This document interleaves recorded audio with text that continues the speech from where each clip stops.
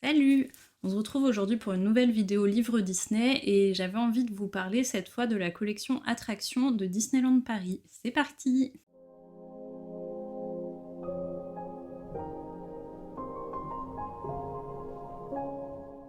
Donc ce que j'appelle la collection Attractions, je ne crois pas que ça soit un nom vraiment officiel, mais c'est la série de livres qui sort concernant les attractions justement de Disneyland Paris. Donc chaque livre est consacré à une attraction. Actuellement, il y en a 3 qui sont sortis, donc je vais vous les montrer.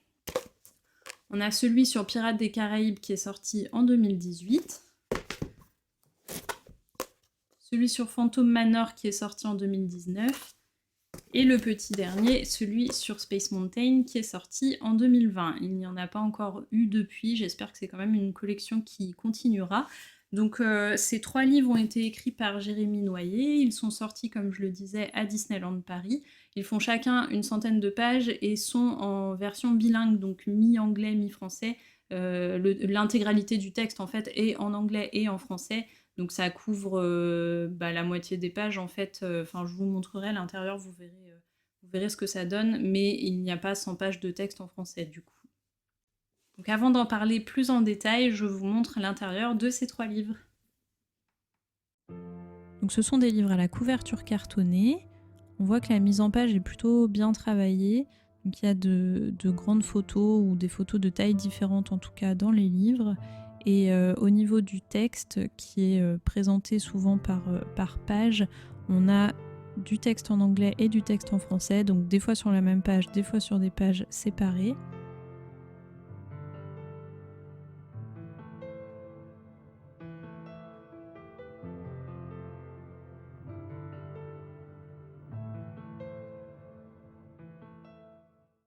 Je ne vais pas forcément vous parler de chaque livre individuellement parce que c'est vraiment plus la collection que j'avais envie de présenter et qu'ils sont un peu tous faits sur le même modèle. Je vais en tenir que un parce que c'est un peu lourd. Donc je vais garder Space Mountain. Du coup, c'est plus la collection dans son ensemble parce que comme vous avez pu le voir dans le détail, la mise en page est faite un petit peu de la même manière à chaque fois et le contenu se ressemble beaucoup. Je trouve que cette collection, elle s'améliore en fait de livre en livre, donc je les ai lus dans l'ordre de sortie. Celui de Pirates des Caraïbes est déjà très intéressant, on apprend plein d'infos sur la conception de l'attraction, sur les détails de l'attraction, c'est surtout ça d'ailleurs, et en fait, la manière dont c'est fait, et celui sur Phantom Manor est fait de la même manière, ça raconte l'attraction dans le détail. En fait, on présente scène par scène ce qu'on peut voir dans l'attraction, et du coup, c'est plus consacré, je trouve, justement à cette scénographie et au détail de l'attraction que à la partie conception. Il y a assez peu de croquis dedans. C'est pas tellement vers ce genre de livre qu'il faut se tourner si on est vraiment intéressé spécifiquement par la conception des attractions, mais il y a quand même des informations sur cette partie-là, donc ça serait dommage de les louper. Du coup, je trouvais, comme je disais tout à l'heure, qu'il s'améliore en fait à chaque fois. Donc celui sur Pirates des Caraïbes était déjà très bien. J'ai trouvé que celui sur Phantom Manor allait plus encore dans le détail et sur des détails pour le coup plus spécifiques. Je pense destinés aux fans parce que ça manque parfois un peu de contexte. Il faut quand même connaître un minimum l'attraction pour comprendre tout ce qui est raconté. Mais voilà, il y a vraiment des points de détail qui sont présentés qu'on voit pas forcément ailleurs, et c'est plutôt chouette là-dessus. Et du coup, le dernier, donc celui sur Space Mountain que j'ai ici, c'est celui que j'ai préféré des 3. Je le trouve pour le coup vraiment complet. On a vraiment toute une introduction au début sur justement la conception de l'attraction, mais d'origine dans les parcs américains, et comment on en est arrivé à Space Mountain, puisque nous, notre Space Mountain, il est différent des autres. Et voilà, au niveau de la thématisation, le côté Jules Verne, etc., il y a vraiment plein d'explications là-dessus, sur le land aussi en lui-même. Donc je trouve qu'il est plus abouti et peut-être moins sur des détails spécifiques, ce qui fait qu'il est plus accessible aussi.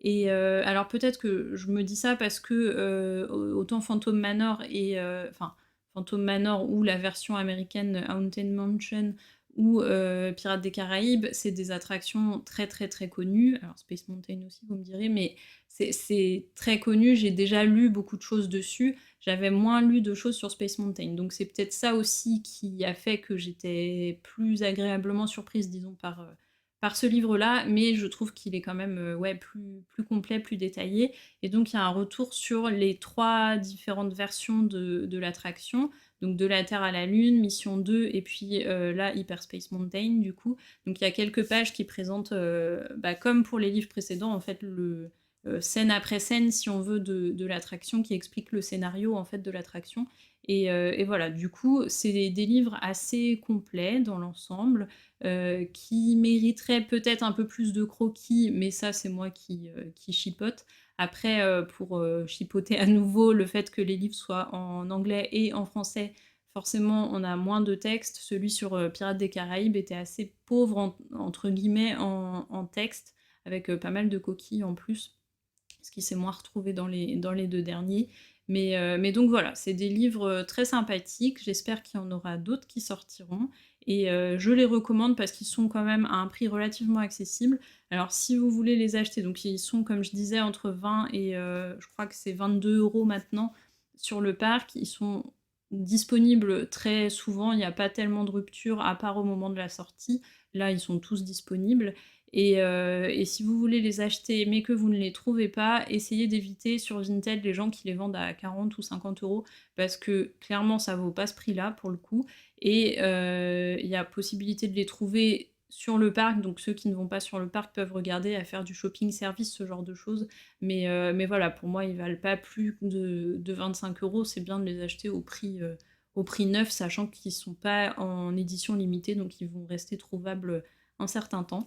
Donc voilà, c'est une collection que personnellement je suis très contente d'avoir dans ma bibliothèque. Je les recommande à ceux qui s'intéressent au parc Disney, aux attractions et encore plus du coup aux attractions de Disneyland Paris, pour le coup c'est le sujet. Et c'est vrai qu'on retrouve pas forcément dans le détail les infos sur les attractions de Disneyland Paris dans les livres d'habitude Disney américains, disons. Ça peut être évoqué mais brièvement.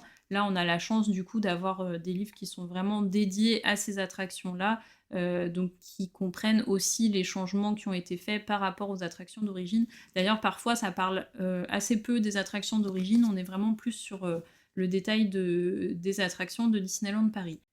C'est tout pour cette vidéo, j'espère que ça vous aura plu. On se retrouve très bientôt pour une nouvelle vidéo Livre Disney.